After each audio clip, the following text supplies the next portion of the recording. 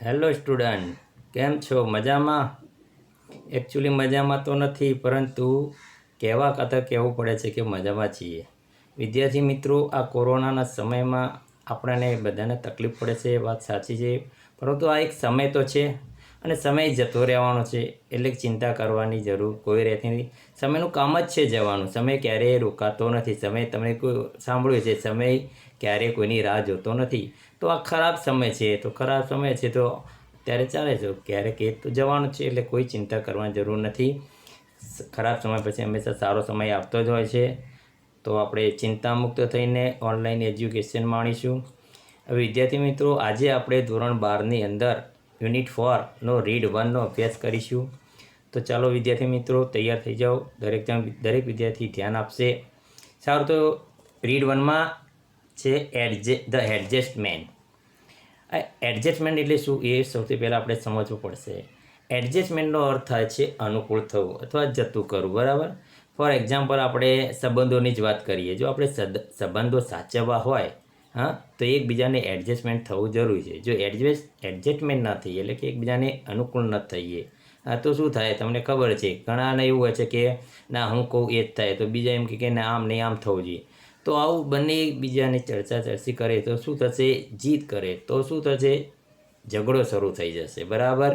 એકબીજાને એડજસ્ટમેન્ટ થવું જોઈએ. બીજું, હવે એડજસ્ટમેન્ટનું એક સરસ તમને ઉદાહરણ આપી દઉં તો આજકાલ આપણે આ ઓનલાઈન એજ્યુકેશન મેળવી રહ્યા છીએ, બરાબર વિદ્યાર્થી. ઓનલાઈન એજ્યુકેશન કેટલા વિદ્યાર્થીઓને પસંદ નથી, કેટલાકને કે આ ઓનલાઈનમાં સર શું ભણાવે છે ખબર પડતી નથી, આંખોની તકલીફ થાય છે, કોઈને બીજી આ છે, ઘણી બધી તકલીફો થાય છે બધાની જાતે. પરંતુ શું કરીએ, આપણે હવે સમય એવો છે એટલે એડજસ્ટમેન્ટ થવું જરૂરી છે. તો તમારે જેમ કે અમને પણ ઓનલાઈન એજ્યુકેશન ઓછું ફાવતું હતું, ભણાવવું કેવી રીતે શું કરવું, કોઈ તકલીફ ઘણી રહેતી હતી, ફાવતું પણ નહોતું. છતાં પણ ધીરે ધીરે એડજસ્ટમેન્ટ એટલે કે અનુકૂળ થઈ ગયા. તો હવે થોડી આપણે સ્પીડ પકડાય છે. એમ તમને પણ હવે સમયાંતરે ધીમે ધીમે એડજસ્ટમેન્ટ થઈ જશો, એડજસ્ટ થશો, એટલે તમને પણ ફાવવા લાગશે. તો આ એડજસ્ટમેન્ટ એટલે કે એકબીજાને અનુકૂળ થવું, બરાબર. એટલે કે જતું કરવું, એડજસ્ટ થવું એકબીજાને, બરાબર. અહીંયા નાના નાનીની એક સ્ટોરી છે. નાના નાની એટલે કે આપણા મમ્મી પપ્પાના જે આપણા મમ્મીના મમ્મી પપ્પા હોય છે, એ આપણને નાના નહીં આપણે એમને કહેતા હોય છે. તો આ એમની સારી વાર્તા છે, આપણે સમજીએ. એ બંને વચ્ચે ક્યારેક ઝઘડા થતા હોય છે અને પછી એ એકબીજા સાથે કેવી રીતે એડજસ્ટમેન્ટ કરતા હોય છે, અનુકૂળ, તેનું સારું એક્ઝામ્પલ આપ્યું છે. તો આપણે આમાંથી ઘણું શીખવા મળ્યું છે. બહુ આપણે હૃદય સ્પર્શી જાય એવી સ્ટોરી છે. તો આપણે વિદ્યાર્થી મિત્રો ધ્યાન આપીશું. ઓકે, તો હું શરૂઆત કરું છું વિદ્યાર્થી મિત્રો. જો આપણે પહેલાં વાંચીએ. It was a mistake not to take nana our grandfather to the funeral of our grandmother our nani. It was a mistake not to take nana. તો અમારી એક ભૂલ હતી. કેવી ભૂલ હતી? તો not take nana our grandfather. નાના, આપણે એમને નાના કહીએ છીએ, અંગ્રેજીમાં એને ગ્રાન્ડફાધર કહે છે, એટલે કે દાદા.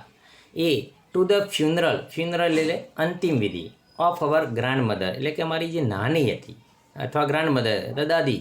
તો એ દાદીના ફ્યુનરલ એટલે કે અંતિમ વિધિમાં અમે લઈ ના ગયા નાનાને, દાદાને લઈ ના ગયા, એ અમારી ભૂલ હતી, એવું એમના પૌત્રો કહે છે.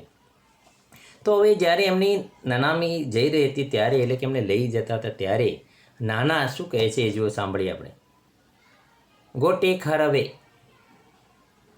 whisper into her ears that I too am on the way. તો નાના એટલે કે દાદા કહે છે, ગો ટેક હર અવે, લઈ જાઓ, કે એને લઈ જાઓ, એને લઈ જાઓ, એવું કહે છે. વિસ્પર એટલે કે ધીમેથી કાનમાં કહેવું. તો એ ધીમેથી આવી રીતે કહે છે to her years that I am to the way, કે હું પણ હવે રસ્તામાં છું, તો હું જા કે હું આવું છું. નોટ ફાર બિહાઇન્ડ, તારાથી હવે ઘણો દૂર નથી, એટલે કે તારી પાછળ હું પણ આવીશ. Tell her I will see her in the beyond, અને પાછું એવું પણ કહે છે કે ટેલ હર, કે એને કહેજો કે હું એને બિયોન્ડ એટલે કે પરલોકમાં, સ્વર્ગમાં એને હું તને મળીશ, એટલે કે તારા પછી તારી પાછળ હું પણ આવું છું. આવું નાના કહે છે. હવે પૌત્રો શું કહે છે? With heavy hearts we hoisted nani's bier over our shoulder, એટલે કે ખૂબ જ હેવી હાર્ટ, એટલે કે બહુ ભારે હૈયે અથવા હૃદય. હોઇસ્ટ એટલે કે ઊંચકવું, બરાબર, ઊંચકી જગ્યાએ. નાની જ બાયર, એટલે નાની જ બાયર, બાયર એટલે કે એમની જે નનામી છે અથવા આપણે એને ઠાઠડી કહીએ છીએ એ ખૂબ જ ભારે હૈયે અમે એમને ઊંચકી, એમની નનામીને ઓવર અવર શોલ્ડર એટલે કે અમારા ખભા પર. આઈ ટર્ન ટુ લુક, અને મેં પાછા વળીને જોયું.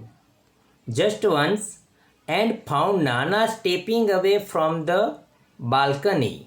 તો જોયું તો નાના જે છે એ સ્ટેપિંગ અવે એટલે કે એમની બાલ્કની, આપણે રૂમ હોય ને રૂમની સાઈડમાં જે બાલ્કની હોય છે ને ત્યાં એ શું કરે, ઇન ટુ ધ રૂમ, એની રૂમમાં જતા જોયા. Pulling the door shut after him, દરવાજો ખેંચી અને પોતે એ એમના રૂમમાં અંદર જતા રહ્યા, દરવાજો બંધ કરીને એમના રૂમની અંદર જતા રહે છે. કોણ? નાના. He had lived with nani for over half a century. એ નાની સાથે લગભગ સેન્ચુરી એટલે 100 વર્ષ કહેવાય, બરાબર. તો હાફ સેન્ચુરી એટલે કે 50 વર્ષ, લગભગ 50 વર્ષ કરતાં પણ વધારે એ એટલે કે નાના, એ મતલબ નાના, તેમની સાથે જીવન ગુજાર્યું હતું. Scene Har radiant face every day of those years, અને એ 50 વર્ષોની અંદર એમને રેડિયન્ટ ફેસ લખ્યું છે. રેડિયન્ટ એટલે કે એનો કેવો ખુશખુશાલ ચહેરો એમને 50 વર્ષો સુધી જોયેલો છે, દરરોજ એ જોતા હતા. He must have been what about 85. હવે એમની ઉંમર લગભગ 85 વર્ષની થઈ ગઈ હતી, બરાબર. And yet he would find something to grumble everything, અને છતાં પણ સમથિંગ એટલે કે કંઈ પણ વસ્તુ હોય એમાં ગ્રમ્બલિંગનો અર્થ થાય છે કંઈ ને કંઈક વાંધા ખચકા કાઢવા, કંઈ કંઈક ખામી કાઢવી. તે હંમેશા એ નાની કંઈ પણ કરે ને એના અંદર ગ્રમ્બલિંગ કરે. ગ્રમ્બલિંગ કરવું એટલે શું? વાંધા ખચકા કાઢવા, કંઈ આ તે કેમ કરવું ને આવું નહોતું કરવા જેવું, આવું બધું નાના અવારનવાર એને નાનીને એવું કહ્યા કરતા હતા. He would keep quarrelling with her. ક્વિલિંગનો અર્થ થાય છે વાદ વિવાદ કરવા. તો આવી રીતે હંમેશા એ નાની સાથે આ બધા વાદ વિવાદ કર્યા કરતા. As if they were two people who had just married in the first flush of love. As if they were, જો અહીંયા ગ્રામરનો પોઈન્ટ આવ્યો છે, બરાબર. એઝ ઇફ ધે વેર એટલે કે જાણે કે તે એ લોકો એવી રીતે રહેતા કે જાણે કે હમણાં એમના લગ્ન કર્યા હોય. કેવી રીતે? First flush of love, first flush એટલે કે ઉભરો, એટલે એમને પ્રેમનો પ્રથમ ઉભરો થયો હોય અને જે વાદ વિવાદ સાથે ઝઘડતો હોય એવી રીતે. And we still discovering each other, અને જાણે હજુ એકબીજાની ભૂલો શોધતા હોય, જણાવતો હોય એવી રીતે ઝઘડતા હતા. એટ ટાઈમ્સ એ પેટી કોરલ, અને પછી એ વખતે પેટી એટલે કે નાનો, આમ સામાન્ય બાબતનો, કોરલ એટલે કે ઝઘડો, એક સામાન્ય બાબતનો ઝઘડો એમનામાં થઈ ગયા છે. Would push him into a long silence. Would put them into a long silence. એક નાનો સમથો ઝઘડો થયો છે, એમને બહુ લોંગ સાયલેન્સ એટલે કે બહુ અબોલા સુધી એમને કરી દે, બરાબર. એટલે એકબીજા સાથે બોલતા નથી ઘણા લાંબા સમય સુધી. They would stop talking to each other for days together. દિવસો વીતી જાય છે છતાં પણ બંને એકબીજા સાથે વાતચીત કરતા નથી. When we would try to intervene, અને જ્યારે કે અમે એમને સમજાવવાનો પ્રયત્ન કરે છે. ઇન્ટરવ્યૂ એટલે કે અમે જ્યારે મધ્યસ્થ થવાનો પ્રયત્ન કર્યો, એટલે અમે એમ સમજાવ્યા કે નાના આમ ના કરે, નાની એવું બધી અમે સમજાવવાનો કર્યો પ્રયત્ન કરતા. ઓલ નાના વુડ કીપ, ત્યારે નાના શું કહેતા? It happens son, it happens. તો નાના આવું કહેતા હતા, બેટા એ તો થાય, એવું થયા કરે. હેપન્સ એટલે થવું, કે બેટા એવું થાય તો ચાલ્યા કરે એમ. It takes time to adjust to each other. પાછા સમજાવતા કહે છે કે એ તો એકબીજાને એડજસ્ટમેન્ટ એટલે કે અનુકૂળ થતાં કેટલો સમય લાગે. બહુ સરસ વાક્ય છે, બરાબર. આ તમારે વોટ્સઅપની અંદર સ્ટેટસ મૂકવું હોય તો મૂકી શકાય. It takes time to adjust to each other. આપણે બધાને એકબીજાને સાથેને અનુકૂળ થવું હોય તો એમાં થોડો સમય લાગે, તરત ના થાય. ફોર એક્ઝામ્પલ આપણે ઓનલાઈન એજ્યુકેશનની આપણે શીખી રહ્યા છીએ તો એમાં પણ થોડુંક સમય લાગે, એટલે ધીરે ધીરે આપણે એડજસ્ટમેન્ટ થાય છે, એટલે એમાં સમય લાગે કોઈ પણ વસ્તુ હોય એમ કહેવાય. અને બીજી એક ગુજરાતીમાં સારી કહેવત છે કે આપણે 3 બાબતો જો આપણે સ્વીકારી લઈએ ને તો આપણે જીવનમાં ક્યારેય તકલીફ ન પડે. એ 3 બાબત કઈ છે તો તમને જણાવું. એક આપણે આ 3 શબ્દો યાદ રાખવા જરૂરી છે. ફાવશે, ગમશે અને ચાલશે. ફાવશે એટલે કોઈ પણ વસ્તુ આપણને ગમે તે લઈ જાય, નાનો રૂમ આપી ગયો તો આ ફાવશે. તમને ન ગમે એવી વસ્તુ આપી દે ને તમે કહો હા મને ગમશે. હા, અને કોઈ તમારી પાસે એવું નથી, ફોર એક્ઝામ્પલ તમારી પાસે સ્માર્ટ મોબાઈલ નથી, તમને નાનો ગમે તે મોબાઈલ જે ફાધર લઈ આપે તમે કહો કે ચાલશે. તો હવે આ 3 વસ્તુ જો આપણે જીવનમાં ઉતારી દઈએ તો આપણે ક્યારેય તકલીફ પડે નહીં. પણ એ ઉતારવી અઘરી છે, પણ લોકો સમજતા નથી. તો આપણે આ બધું કરવું છે તો એટલે મીન્સ એડજસ્ટમેન્ટ થવું જોઈએ. કોઈ પણ બાબત હોય, ફાવશે, ગમશે ને ચાલશે, બસ જીવનમાં આ ઉતારી લો ને તો તમે જીવનમાં ક્યારેય તકલીફ પડે નહીં.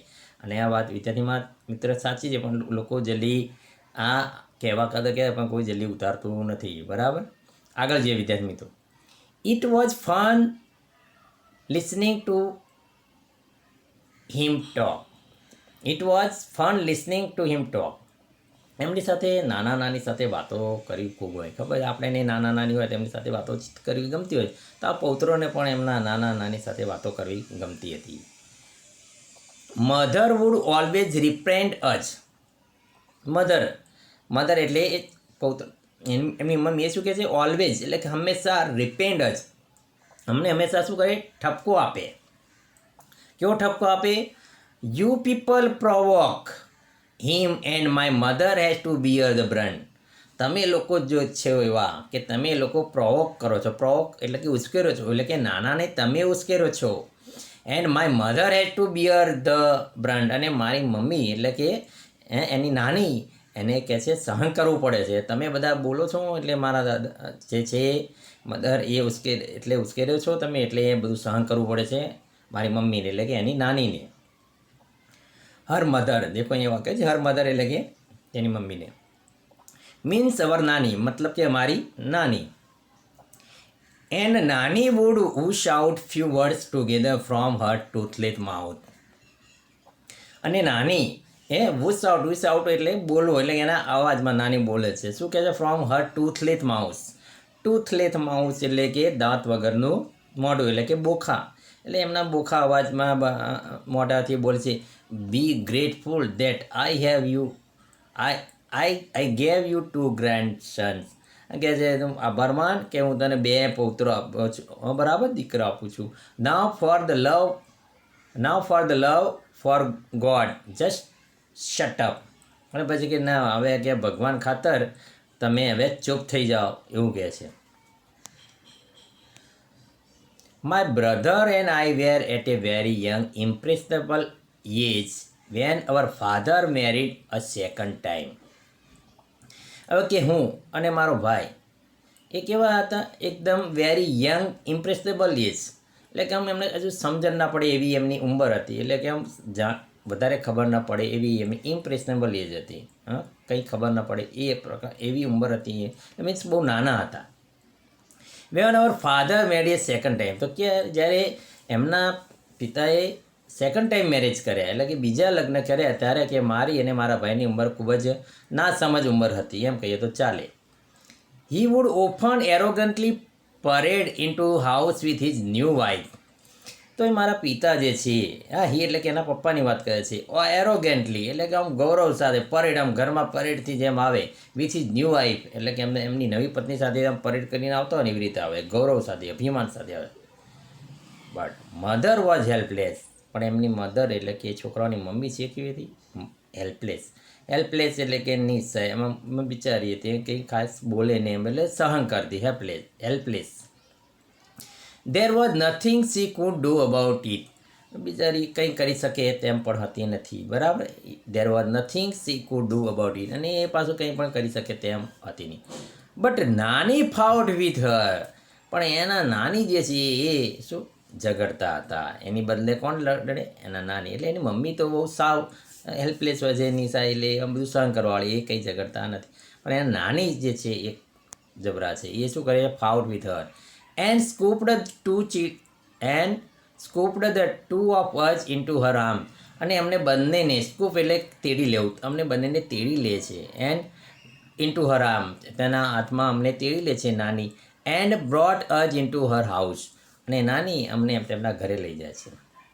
સેઇંગ પાછા શું કહેતા છે, યુ વોન્ટ ટુ રોટ યર, એટલે એની છોકરીને કહે છે કે તારે અહીંયા સડવું હતો સડ, રોટનો અર્થ થાય છે સડવું, કે તારે સડવું હતો સડ, મરવું હતું માર, એવું કહે છે એમ.